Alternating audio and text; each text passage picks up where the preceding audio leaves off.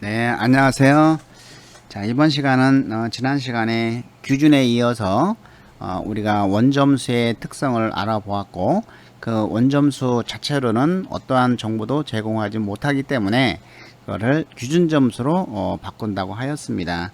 그래서 이번 시간에는 그 규준과 이제 규준에 대해서 마지막까지 정리하고, 그리고 신뢰도와 타당도의 개념을 잠깐 알아보도록 하겠습니다. 그리고 이러한 신뢰도와 타당도는 다음 주차에 하나하나 더 자세히 알아보도록 하겠습니다. 자, 두 번째는 집단 내 규준이 있습니다. 이 집단 내 규준은 매우 중요하기 때문에 여러분들이 꼭 알아주시기 바라고, 집단 내 규준에서 그 계산 문제도 나올 수가 있습니다. 자, 집단 내 규준은 개인의 원점수를 기준 집단의 수행과 비교해 볼 수 있도록 한 것이죠. 그래서 이 원점수는 우리가 서열척도에 불과하다겠죠. 등간척도 아닙니다. 서열척도, 순위 순서만 나타내주는 이러한 서열척도에 불과한 것이지, 에 비해서 집단 내 규준 점수들은 심리 측정상 등간척도의 성질을 갖도록 변환하는 것이 일반적입니다. 등간척도 이렇게 등간 간격이 정해져 있다. 간격을 알 수 있는 성질을 갖도록 변환하는 것이 일반적입니다. 자, 첫 번째 요 백분위 점수입니다. 요 백분율하고 틀립니다. 백분위 점수입니다. 요 백분위 점수는 우리가 원점수를 백분위로 표시한 것인데, 그 한 규준 집단에 있어서 그 주어진 점수보다 낮은 점수를 받은 사람의 전체에 대한 백분율을 나타내는 것이죠. 자, 그래서 이 백분위 점수 P라고 하면 P 점수가 77이라고 하는 것이 무슨 뜻이냐, 요거 잘 알아주시기 바랍니다. 예문. 자, 77이라는 것은 기준 집단에 있는 사람들이 77%가 그 점수 아래에 놓여 있다라는 것을 의미하죠. 즉 다시 말하면 그 검사를 본 사람의 77%보다 높음을 나타낸다는 것이죠. 그래서 역시 집단에서의 한 개인의 상대적 위치를 나타내주고 있죠. 그렇지만은 굉장히 단순하고 직접적이며 이해하기 쉬운 장점이 있죠. 그냥 순위만 이렇게 나타내 주니까. 그래서 이거는 서열척도이죠. 서열척도, 순위만 나타내준 서열척도이죠. 가감 승제의 연산을 할 수는 없습니다. 요 백분위 점수 가지고. 그리고 검사 해석에 문제가 될 수가 있습니다. 그래서 그렇지만은 한 집단 내에서 개인의 상대적 의치를 살펴보는 데는 적합하죠. 그냥 보기가 쉬우니까, 순위 순서만 나타내는 서열척도니까. 자, 몇 명이 내 밑에 있느냐, 점수가 이제 그걸 바로 볼 수가 있는 것이죠. 자, 그래서 이러한 그 백분위 점수를 표준 점수로 바꾸는 것이죠. 이 표준 점수는 요 백분위 점수의 그 단점이라고 보면은 이렇게 서열척도에 불과하기 때문에 등간을 나타내지 못합니다. 그래서 이 표준 점수로 바꿔주는데, 요 표준 점수로 하는 것은 원점수를 주어진 집단의 평균을 중심으로 표준 편차 단위로 전환한 점수인 것이죠. 그래서 요 표준 편차 구하는 공식과 방법을 오늘 잠깐 설명을 드릴까 합니다. 자, 이것은 우리가 그 비율 척도의 비교할 수 있다는 가장 뛰어난 점수죠. 자, 비율 척도에 해당이 되죠. 이 표준 점수는. 그래서 기준점과 등간성이 있고, 이런 상대적인 의치도 짐작할 수가 있습니다. 검사 결과를 의미있게 비교할 수 있다는 점에서 우리가 가장 뛰어난 점수다 라고 보는데, 이 표준 점수는 두 가지가 있습니다. Z점수하고 T점수가 있다. 요 Z점수, T점수 공식은 여러분들이 꼭 기억을 해 주시고, 요거를 계산하는 문제가 나올 수 있습니다. 이거는 그냥 간단한 계산 문제 하나만 계산 요 공식만 알면 풀 수 있는데 공식을 모르면 못 풀죠.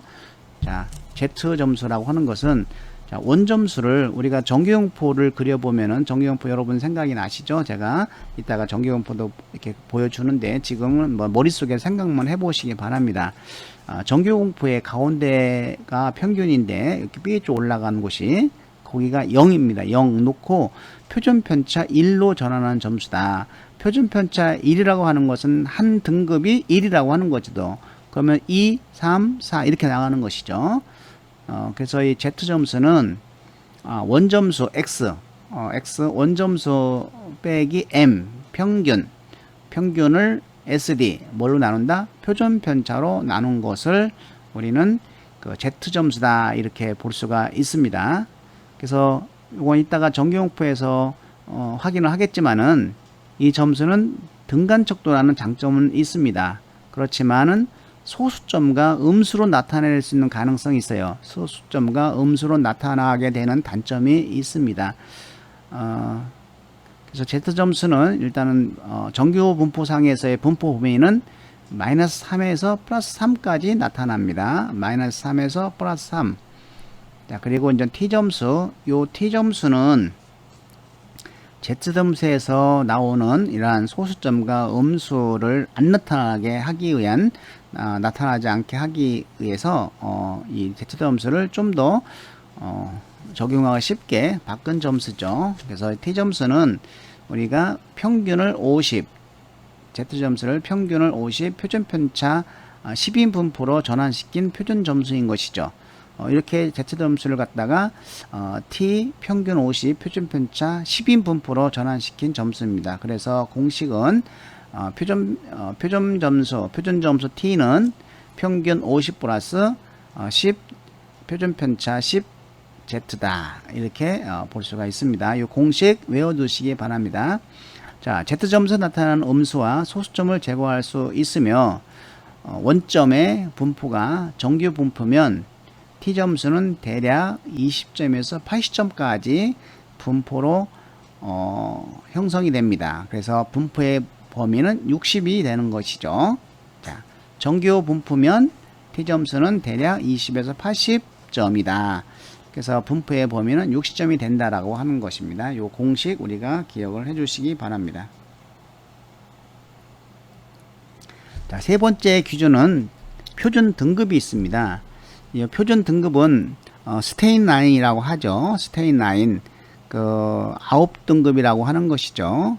자, 이 방법은 원점수를 1에서 9까지 범주로 나누는 것입니다. 우리가 고등학교 때 1등급에서 9등급 이렇게 나누잖아요.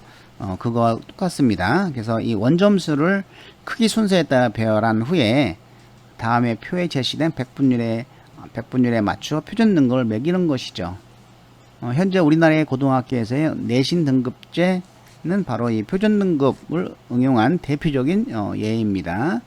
자, 우리가 밑줄 쳐놓고 학교에서 실시하는 성취도 검사나 적성 검사의 결과에 나타날 때 주로 사용하는 것은 무엇이냐? 표준 등급 또는 스테인 라인 이렇게 스테인 라인으로 올 수도 있습니다. 그래서 표준 등급 또는 스테인 라인을 우리가 기억을 해주시면 됩니다.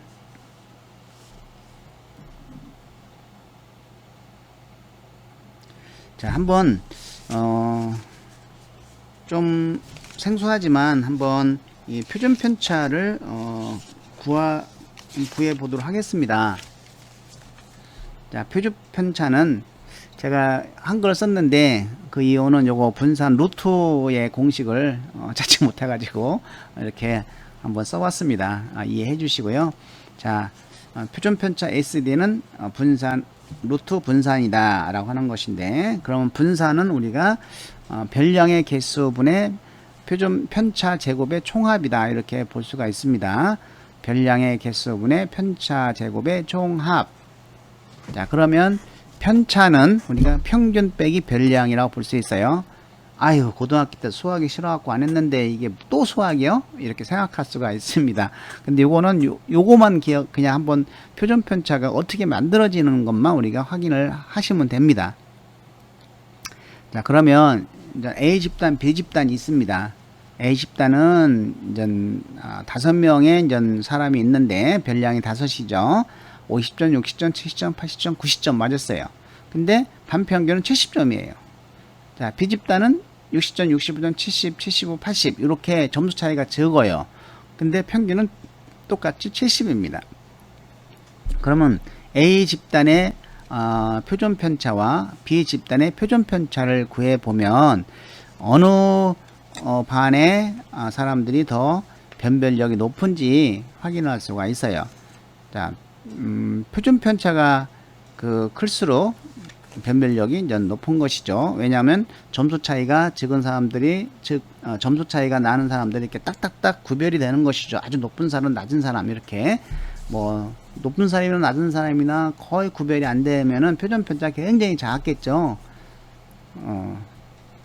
그래서 자 그러면은 A 집단의 일단은 편차를 구해야 되겠죠. 우리가 편차 제곱을 하려면 편차는 평균 빼기 별량입니다. 자 평균이 70이니까 70 빼기 별량 50은 20, 또 60, 70 빼기 60, 70 빼기 70, 70 빼기 80, 70 빼기 90 5명의 편차가 나오겠죠. 근데 분산 공식을 보니까 편차의 제곱입니다. 그래서 편차에다가 다 제곱을 씌워서 그 편차의 총합을 구하니까 400, 100, 100, 400에서 1000이에요. 그쵸? 그러면 이제 A 집단의 표준 편차 S는 위에 공식에다 그대로 집어넣으면 됩니다. 자, 별량이 5이고 표준 편차 제곱의 총합이 1000이니까 1000을 놓으면은 루트 200이 되는 것이죠. 루트 200인데 이걸 다시 이제는 분산을 없애면 루트를 없애면 14 곱하기 14는 149 14 곱하기 14 곱하기 14면은 루트 얼마가 나옵니까? 196이 나오겠죠. 그러면은 루트 200은 약 14에 해당되죠. 약 14. 그래서 표준 편차는 약 14가 되겠고 B의 편차는 B의 표준 편차도 같은 방법으로 첫 번째 B 집단의 편차를 구하면 자, 평균 70 똑같습니다. 70, 60, 70, 65, 70, 70, 70, 75, 70, 80 여기서 뺀 것이 이제는 우리가 이제 편차인데 편차의 제곱을 세우면 편차는 125, 0, 25, 100이 나옵니다. 그래서 250입니다. 그래서 B 집단의 표준 편차는 5분의 250이 되겠죠. 이거는 이제는 50, 루트 50이죠. 7, 7, 49 해다 보면은 이제는 7이 되겠죠. 그래서 약 7이죠. 자, 이럴 때 평균은 똑같지만은 어느 집단의 점수가 더 변별력이 높을까요? A 집단이 변별력이 높죠. 따라서 변별력이 높을수록 표준 편차는 커진다는 것입니다. 자, 두 번째 이제 계산 문제를 살펴보면은 자, 지능 검사 결과 100점이 나왔다. 전체 집단의 평균은 80이고 표준 편차는 Z일 때 표준점 T를 구하라. 우리가 표준점수 T만 알면 되겠죠. 표준점수는 평균 플러스 표준편차 Z죠. 그러면은 평균 80 플러스 20 Z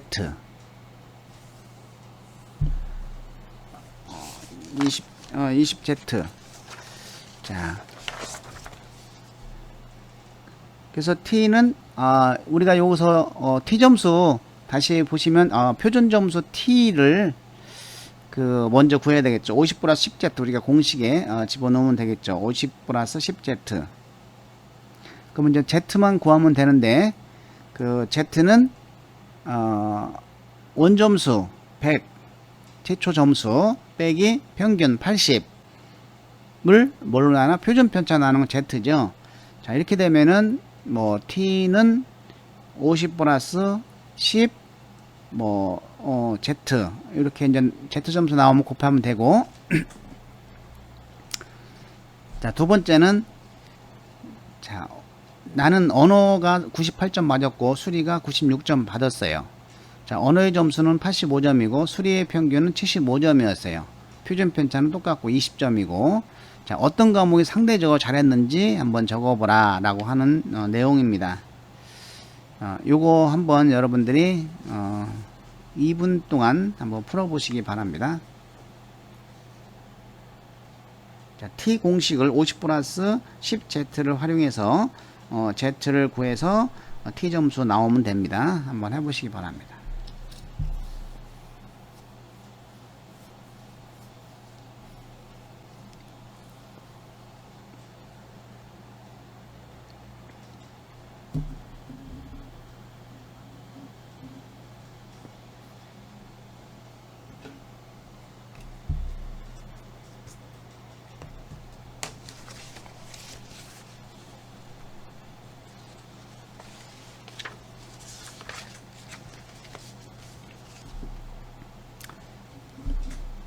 예, 어느 정도 나왔나요?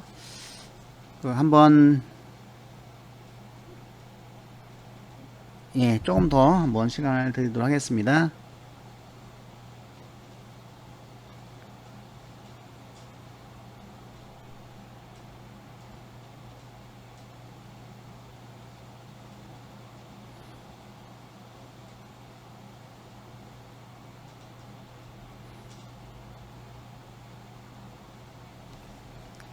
한번 보도록 하겠습니다.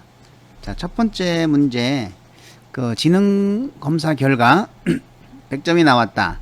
전체 집단의 평균은 80이고 표준 편차가 21 때 T 점수를 구하라. T는 일단 50 플러스 10Z 공식이죠. 평균 50, 표준 편차 10인 점수죠. 자, 그러면 요 Z 점수를 구하면 되는데, 이 Z는 100 빼기 80을 20으로 나누면 1이죠. 그러면 Z가 1이니까 1을 놓으면 50 플러스 10. 그래서 T는 60이죠. 자, 60. 자, 언어, 그 다음에 두 번째는, 언어는 98점, 수리는 96점을 받았습니다. 언어의 평균은 85점이고 수리의 평균은 75점이었다. 표준 편차는 20이었다. 어떤 과목이 상대적으로 잘하는 적으시오. 일단 언어 T는 50 플러스 10Z, 수리도 50 플러스 10Z. 여기다가 집어넣으면 되죠. 자, Z는 언어는 90 원점수 빼기 평균 85는 그걸 20 표준 편차 나누면 0.65가 되고, 수리는 96 빼기 75에서 20으로 나누니까 1.05가 되겠어요. 이거를 그대로 Z의 공식에 넣어서 하면은 언어의 표준 점수는 56.5, 수리의 표준 점수는 60.5. 자, 어떤 과목이 상대적으로 잘했습니까? 수리 영역을 잘했죠. 상대적으로 표준 편차가 큰 게 잘하는 거죠. 다음으로 넘어가도록 하겠습니다. 자, 이 정규 분포입니다. 그래서 자, 우리가 요 Z 점수를 보면은 이렇게 원점을 기준으로 해서 평균이 제로, 표준 편차 1이죠. 그래서 1씩 넘어가죠. 그래서 마이너스 3과 3 사이에 분포하고, 자, 이것을 이제 T 점수로 환산을 하게 되면 T는 평균이 50이죠. 자, 평균 T 점수 50에 표준 편차 10이니까 60, 70, 80, 40, 30, 20 소수점과 음수가 없어지죠. 그래서 이 정규분포라고 하면은 20에서 80의 범위이고 그 범위는 60이다 라고 보는 것이죠. 스테인 라인은 여기에 따라서 9등급으로 나눈 거죠. 이걸 한번 살펴볼 수가 있습니다. 자, 우리가 여기서 꼭 기억을 해야 될 게 하나가 있습니다. 자, 그 Z 점수가 그 마이너스 1에서 1 사이는 요 범위입니다. 이거는 우리가 미적분으로 해서 구한 거기 때문에 굳이 왜 324.13, 324.13 그래서 뭐 68.26이 나왔는지를 기억을 할 필요는 없습니다. 다만 Z 점수가 마이너스 1과 1 사이일 때의 정규분포는 68%의 범위에 있다. 이걸 기억을 해주면 되겠습니다. 자, 그러면 그 Z 점수가 마이너스 2에서 플러스 2 사이의 점수는 95%가 되겠죠. 95%. 그리고 마이너스 3에서 3%의 범위는 99.7%가 범위가 됩니다. 요거를 우리가 기억을 해 주시면 됩니다. 그 내용입니다. 이러한 정규 분포 곡선이 평균값이 그 최빈값 및 중앙값과 일치하는 정상 분포에 해당이 되는 것이죠. 평균값이 자, 이 정규분표는 평균을 중심으로 해서 연속적 대칭적 종 모양의 형태로 진행했고, 그래서 첨도가 0, 평균이 0, 표준 편차는 1이죠. 자, 우리가 이제 외도를 볼 때는 외도는 그 중심축을 기준으로 해서 0보다 작으면 왼쪽으로 치우치고 0보다 크면 오른쪽으로 치우치죠. 그래서 외도가 0이면 분포는 다오 대칭이 되는 것이죠. 자, 첨도도 x표 좌표는 같고 정점이 y좌표에서 얼마나 낮은가를 높은가를 보여주는 것이죠. 그래서 그 높낮이가 이제 얼마나 되는 것을 나타나는 것이 이제 첨도죠. 자, 이 평균값에서 평균값 0에서 전체 도수의 34%가 있는 점수 있는 Z 점수는 1, 약 43% 속해 있는 점수는 2 이렇게 이제 볼 수가 있는데 이것을 마이너스와 플러스 사이의 점수로 하면은 2배가 되니까 마이너스 1과 1 사이의 점수는 68%, 마이너스 2와 2 사이는 95%, 마이너스 3과 3%는 99.7%. 요걸 기억을 해 주시기 바랍니다. Z 점수를 주어지지 않고 이렇게 그 퍼센트로 나타내서 그 Z 점수에 집어넣게 하는 것도 나옵니다. 예를 들어서 평균이 100이고 표준 편차가 15이고 이것은 정기분포를 이루는 웩슬러 지능 검사에서 전체 사례의 68%가 속하게 되는 표준 점수 t의 값은 이렇게 나오죠. t는 일단은 웩슬러 지능 검사는 평균이 100입니다. 평균이 100 그리고 표준 편차 15z 이 공식에다 그냥 집어넣으면 됩니다. 68% 속해니까 z가 마이너스 1과 1 사이죠. 그래서 80에서 115의 범위에 있다라고 볼 수 있는 것이죠.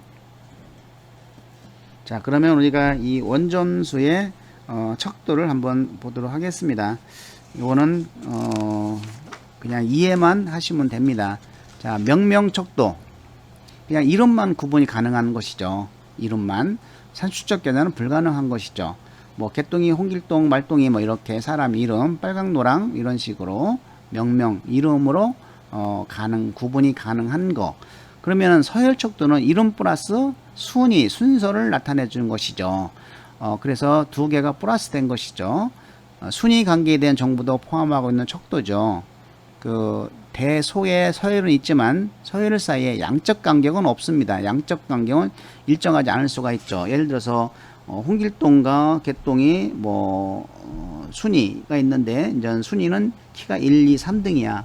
근데 그게 똑같이 2cm 차이다 이건 아니겠죠. 1과 A는 2cm 차이일 수 있고 2와 3은 5cm 차이가 날 수도 있는 것이죠. 그래서 그 서열 간격은 일정하지 않을 수가 있다는 겁니다. 서열척도 등간은 해당이 안 될 수 있다. 자, 등간척도는 이제는 거기에다가 명명척도에다가 서열척도에다가 등 차이를 이제 보여주는 것이죠. 우리가 이제 온도계에 나타난 온도다 이렇게 보시면은 우리가 알 수 있을 것 같습니다. 사이의 간격이 동일하다는 정보를 제공하는 척도로서 단위가 같은 간격이라는 것을 만족시킨 척도죠. 자, 온도에서 4도씨와 6도씨의 차이는 8도씨와 10도씨의 차이와 같다라고 하는 것이죠. 여기서 우리는 그 한 가지 알아둬야 될 것은 절대 0이 없다는 겁니다. 온도가 마이너스 100도가 끝이다 이거 아니죠. 마이너스 300도 1000도 2000도까지 내려가죠. 끊임없이 절대 0이 없어요. 자, 네 번째는 비율척도인데 이 비율척도는 가장 많은 정보를 담고 있는 척도죠. 당연히 명명도 들어가고 서열도 들어가고 등간도 들어가는 거 비율도 들어가고 있는 겁니다. 그래서 이 비율척도는 절대 0이 있다, 0점이 있다라고 하는 것을 우리가 기억을 해주면 되겠습니다. 자, 나무 절대 0이 있죠. 절대 0 좌로 재면은 밑에 절대 0이 있어요. 일단은 막대기를 30cm를 갖다 놨는데 그 막대 30cm가 마이너스 30cm 쭉 가진 않잖아요. 딱 절대 0이 있죠. 그래서 30cm는 60cm는 30cm의 2배이다라고 우리가 이야기할 수 있는 것이죠. 온도는 그게 안 돼요. 온도는 왜냐면 절대 0이 없기 때문에. 자, 잠깐 예를 한번 들어보겠습니다. 10개의 나무의 길이를 측정한 후 가장 작은 나무의 길이가 50cm이고 가장 큰 나무의 길이가 100cm이다. 자, 이 사실에 대한 해석은 가장 큰 나무의 길이는 가장 나무의 길이의 2배라고 가능하겠죠. 나무니까 비율촉도 가능하니까. 길이 0이라는 것은 아무것도 없다는 것이고 이 지점으로부터 길이가 존재하는 것으로 생각하시면 됩니다. 그래서 50cm는 그만큼의 존재가 지각 내에서 확인된다는 것이죠. 이것이 비율촉도인 것이죠. 그러나 10명의 아이들이 수학 점수를 측정한 후에 가장 낮은 점수는 20점이고 가장 높은 점수는 100점이라고 볼 때 가장 높은 점수를 받은 학생의 수학 능력은 가장 낮은 점수를 받은 학생의 수학 능력 5배다라고 물리적으로 해석할 수는 없다는 것입니다. 이 수학 점수의 0은 수학 능력이 0이라는 것은 의미하는 것이 아니기 때문이라는 것이죠. 그래서 이 100이라는 것은 수학 능력이 완성된다는 것이 아니기 때문에 이거는 등간척도에 불과하지 비율척도는 아니라고 하는 겁니다. 그래서 이 비율척도에서는 나무의 길이가 50cm, 직관적으로 인지할 수 있는 나무의 길이이며 누구든지 50cm를 가늠할 수 있지만 수학점수 20점은 100점 기준점에서는 낮지만 직관적으로는 낮다고 판단할 수는 없다라고 하는 것이죠. 자, 그래서 우리는 뭐 등간척도 그러면 온도, 비율척도 하면 나무 이렇게 생각을 해도 괜찮겠습니다. 이해해도 괜찮겠습니다. 자, 이제 규준 해석의 유의점인데, 자, 규준은 영구적인 것은 아니죠. 앞에서도 좀 언급한 거기 때문에 잠깐 그냥 지나가도록 하겠습니다.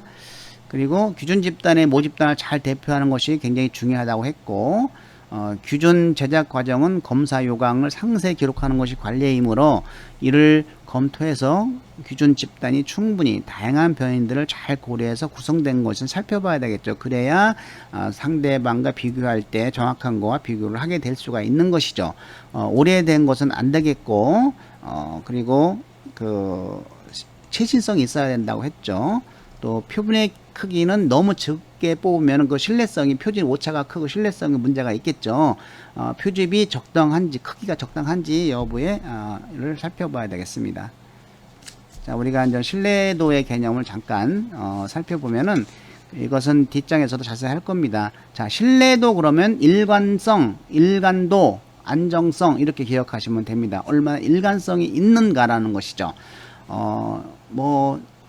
제가 옛날에 저 사람이나 지금의 저 사람이나 변함이 없는 사람, 신뢰성, 일관성 있는 것이죠. 그래서 이것은 그 측정의 안정성인 것이고, 그 시간에 대한 안정성은 재검사 신뢰도를 의미하는데 이것은 뒤에서 또 설명을 할 겁니다. 자, 이러한 측정의 안정성은 지능검사, 성격검사, 이런 것들이죠. 이거는 지능은 그때그때 변하는 게 아니잖아요. 안정적인 거잖아요. 성격도 거의 안 변하죠. 이런 것들. 그 다음에 측정의 일관성이 있다는 것이죠. 시간에 대한 안정성을 기대하기 어려운 인간의 기분이나 감정 같은 시간의 경과에 의해서 자주 변하는 속성에 대한 측정이 있는 것이죠. 이것은 두 가지, 채점자 간의 일관성, 채점자마다 다르면은 일관성이 부족한 것이죠.